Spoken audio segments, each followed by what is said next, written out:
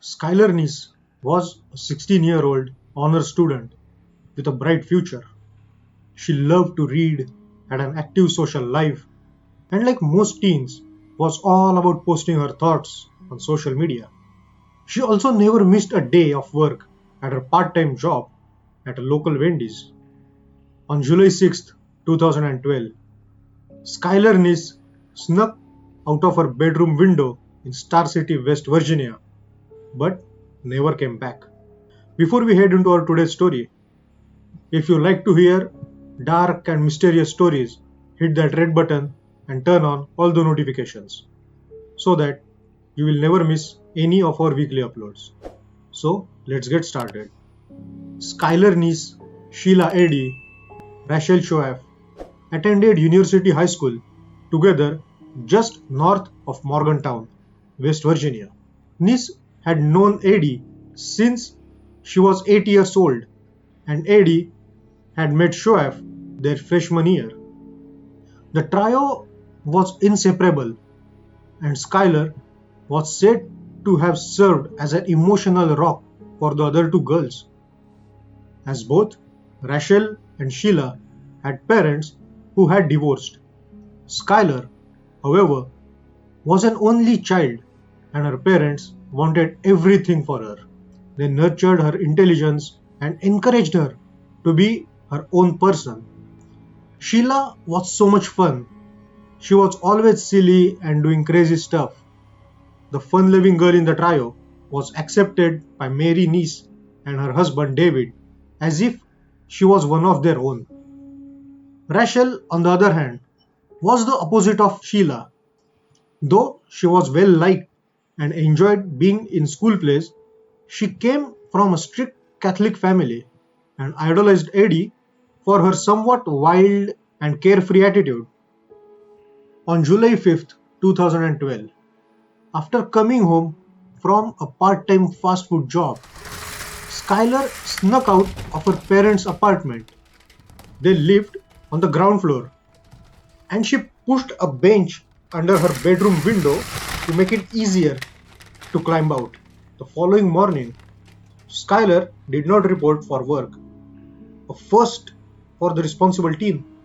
Skylar's family knew their daughter didn't run away because her cell phone charger, toothbrush, and toiletries were still in her room. They reported the authorities that their daughter is missing. Grainy security camera footage from Neese's family apartment in the early morning of July 6th shows that Skylar getting into a nondescript sedan. Later that day, Sheila called the Neeses. She told Skylar's mom that her, Skylar, and Rachel had snuck out the night before and that they had driven around the Star City, were getting high, and that the two girls had dropped her back off at the end of the road because Skylar didn't want to wake them up sneaking back in. Sheila claimed that she and Rachel picked up Skylar at around 11 p.m. and dropped her back off before midnight. Eddy and her mother helped to canvass the neighborhood for Neese on July 7th. Meanwhile, Shoaf was off to Catholic summer camp for 2 weeks. When all of this was going on from July 6, 2012, Eddy spoke to Neese's parents every day, calling them so much that David, Skylar's father, thought Eddy was genuinely scared and cared for her friend.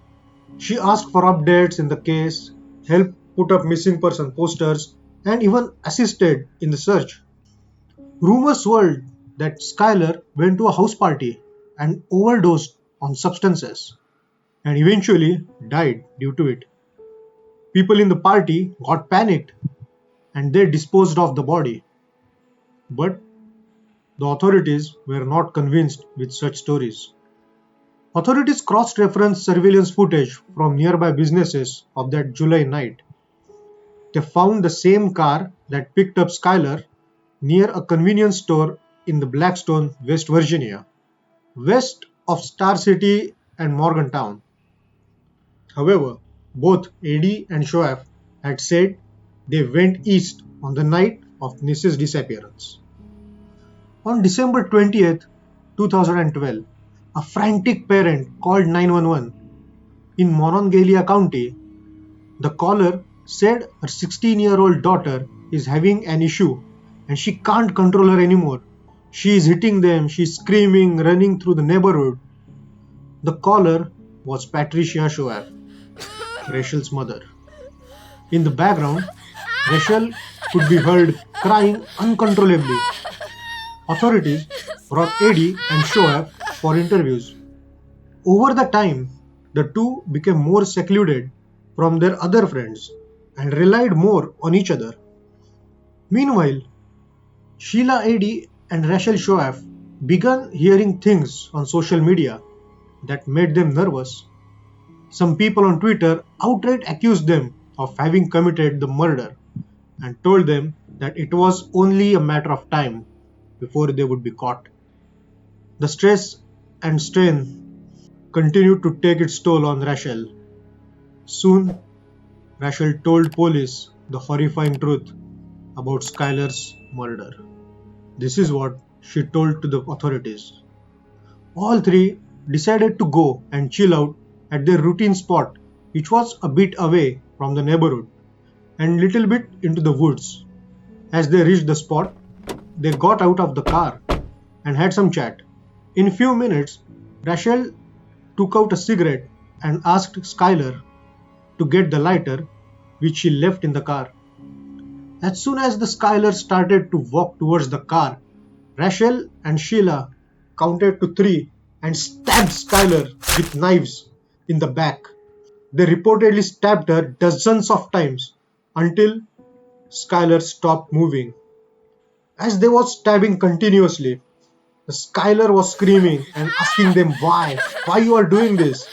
At one point, Skylar managed to get rid of them and tried to run, but one of them stabbed Skylar in her knee, and that was the end of Skylar. Not only did Eddy and Shoaf outline Skylar's murder, but they also supplied the trunk of Eddy's car with towels, bleach, a shovel, and a change of clothes for each of them. In addition, they packed the knives they used to kill Skylar. After they murdered Skylar Neese, Eddy and Shoaf decided to bury her body using the shovel they brought along. However, they found the ground was too hard for them to dig in. So instead, they dragged Skylar's body to an isolated area of the woods next to a large tree and covered her body with branches. This is where Mrs. Body lay for more than 6 months until the following January.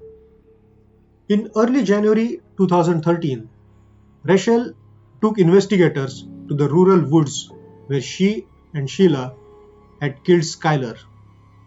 It was covered in snow and she didn't remember the exact location. They could not initially find the body, but due to Shoaf's confession, authorities soon charged her with the murder.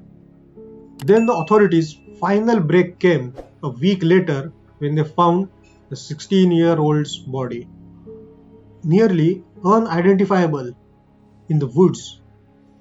It would not be until March 13 that a crime lab could officially confirm that the body was that of Skylar Neese.